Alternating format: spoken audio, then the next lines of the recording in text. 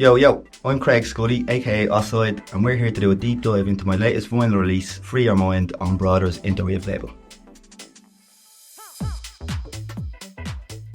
Yeah, well, it all came about because of the Interweaved community challenges that Brwather runs on his Patreon. So, this is the third vinyl release now that I have because of these challenges, so big ups to Brwather for making this all possible, and also big ups to Shade on me for picking me on the previous challenge. So big ups. This challenge was a fun one. We had to use certain samples from his latest, Brwather's latest sample pack at the time, which I think was Deeper States Volume 2, if I'm correct, which is a sick sample pack, and it's full of absolutely golden samples. So I was very excited to get going on this one. But yeah, you can really hear the quality of the samples when you listen to the rest of the tracks on the release. So yeah, it was a fun one. Well, I don't have any set way of starting a track usually, but for this one in particular, I remember flicking through the samples and coming across a pad sound that was just amazing. So I didn't want to use the pad loop just as it was, so I remember chopping it up and kind of making my own loop from it. And I knew I was onto something then, so it just kind of came together from there, you know. So yeah, I then found out what chords I was actually playing in that loop using Ableton's Convert Harmony to MIDI feature, which is a cool little tips and trick there for you if you use Ableton. But so I found out what chords I was playing, then I added some synth elements from the pack, and I then felt that it needed a really nice vocal, so I went hunting for through the collection for a nice vocal. I came across that Free Your Mind one, and I thought it really worked, so just came together from there really. It's one of them ones that came together quite quickly and with fun, you know. I really enjoyed it, so yeah, it was good. Well, as for the prep work, I knew there could be potentially hundreds of submissions for this competition, as there usually is, and the quality of music for these to be off the scale, in my opinion. So I try not to think about it too much, you know. I just went with it, got the vibe going, and kind of went with it from there. Just had some fun with it, you know. And I was really happy with how it came together and how it worked out. So yeah, I do like to listen to some records, have a little mix, get some inspiration going. Then I usually like to clean the studio, make sure my desk is nice and clean. I like to dust off my synths. I actually got this, it's an amazing purchase, a little synth duster recently, so it really really helps. Great purchase, by the way. So yeah, other than that really, it's just whatever vibe I'm feeling that day, you know, whatever records I'm liking at the moment, and yeah, that's about it really. Well, the title of the track was an easy one. It's because of the vocal. So, as I said earlier, when I found that vocal sample, I just knew it worked so well with the track, with the vibe and the groove of the track. So, that was an easy one. The vocal says "Free Your Mind," so that's what I called the track. And usually, a lot, as uncreative as it is, a lot of my tracks actually are named after the vocals I use. And I do love a good vocal. If you actually listen to any one of my productions, you'll hear that. So. So yeah, it's an easy one for me, it just makes sense. So where to even begin with that one? It's such a broad one. Like I take inspiration from so many artists, so many genres, but in terms of house music producers, I would say I have to mention Brwather again. Like, he's been a big inspo for me for so many years now. He's just a consistently quality producer, and with Tristan and the whole Dungeon Me vibe and the Dungeon Me alias and label, it's such a sick sound, and it really inspiring. So I've been a fan of that for quite a while now, and going forward I'm actually going to try and make music inspired by that sound with a much more kind of dance floor fueled vibe, you know. So that should be fun. I'm even thinking of a different alias, so we'll see how that goes. but yeah, definitely Brwather and Tristan, so big ups. And then of course, like in house, you obviously have the GOATs, like Kerry Chandler has to be up there, probably number one for me. Shade on me again, Ron Trent, Paul Johnson, like the list just goes on and on. Like these are records that I play almost every set, and they're just a big inspiration for me and most people in house music, I would say.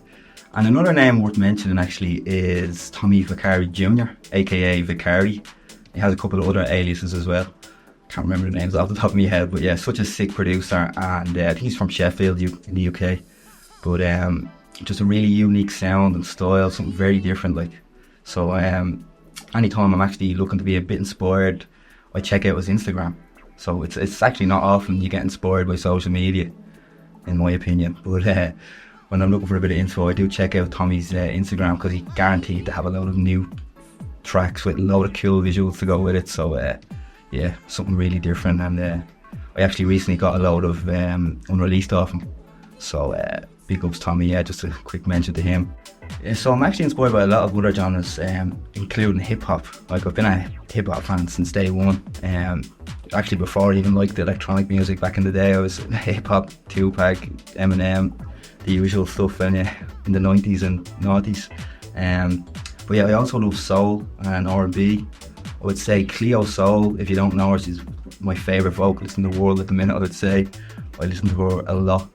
It's very inspiring, almost gospel type music in some cases. But yeah, if you're into R&B and soul, you should definitely check Cleo Soul out, because she's something different. But yeah, I'm inspired by so many genres, so many artists. Like, we could be here literally till tomorrow. So yeah, next question.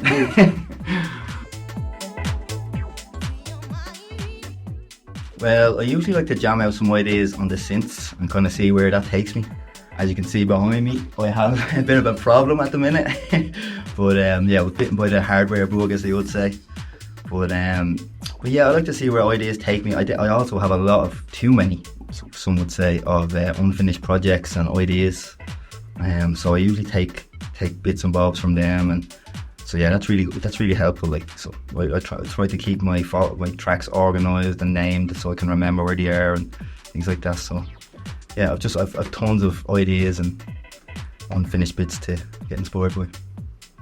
But for this track in particular, when I found out what chords the pad loop I was using was playing, which happened to be in a Dorian scale, which is a different scale than the usual major and minors for all the music theory heads out there. But yeah, when I found out the chords, it helped me be able to create a vibe, learn my own keys, learn my own sounds, and yeah, just went with it from there. I don't remember using too much hardware for this one though. The samples were just too good, so yeah, it just came together nicely.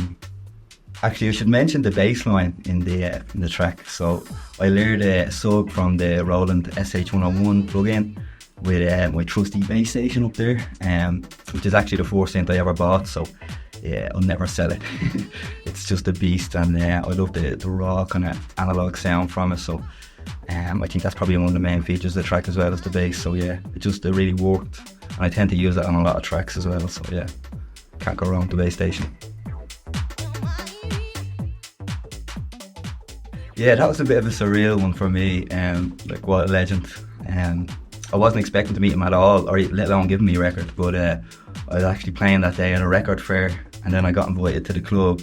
Big ups to the Brwather collie for that. And so yeah, I just thought I'd bring a record and chance my arm. But yeah, it was I remember waiting in the green room for him, and I was quite anxious waiting on him, because like, he did just play a 3-hour set, and he ended up taking pictures with almost everyone in the club. Like, so yes, he was so genuine, so nice, and actually really thankful for the record as well. He seemed like fairly interested in it, so hopefully you got to listen. When I mentioned it was on Shay's label as well, that kind of perked his interest a bit more as well. So yeah, I hope you got to listen, and big ups Kerry. Well, I can't reveal all right now, but I have a release coming out with my brothers Ryan, Hayden and Collie, shout out. But yeah, it's a vinyl release on a label that I've loved for years now, a big label, so I'm very happy about that. Can't wait for everyone to hear it, so yeah, stay tuned for that one. As I mentioned earlier, I'm very inspired by that dungeon meat sound, that raw vibe, so I plan on trying to make a lot more dance floor driven tracks going forward, and hopefully make a new alias for that kind of sound as well, but we'll see what happens. So yeah, stay tuned for that one. But yeah, I also want to make a lot of different genres as well, like just keep it interesting, mix it up, like say hip hop, drum and bass, just to keep it fun and interesting, like, you know. If we're not having the crack, then what's the point of it all, you know what I mean? So, and yeah, I also want to collab with as many artists and people, like-minded individuals as possible. Like, this country is full of so many talented people, and having this space now, studio space, is a real game changer. Just being able to meet up with people, have jams, share ideas, collabs, so yeah, expect a lot of cool stuff coming out of this realm now in the future. There's no better feeling, in my opinion. But I will say, playing out your track is one thing, but playing out your track on vinyl, on record, is it's something that I always wanted, and being able to do that now in the last 2 years, it's been amazing. It's been a great experience, and yeah, the support I've been getting has been amazing. So big ups for all the support out there. Like, yeah, it's a great feeling hearing people play and support my music. Actually, when Coulter was over for a visit a couple of years back, I gave him a USB full of unreleased tracks and promos, and he actually really liked them. He even ended up playing my track Energy as his opening tune for his Locust London mix, which was just massive. So big ups to him for that. I actually get messages about the track quite a bit thanks to that. So yeah, big ups Coulter for the support. And then my friend Jade Carney actually recently supported Chris Dussey in Index. So she was nice enough to play my unreleased track I mentioned earlier with Collie and Ryan Hayden. So yeah, that was great to hear it on a big system and see the crowd's reaction to that. So big ups Jade. She actually smashed the gig as well, so big ups.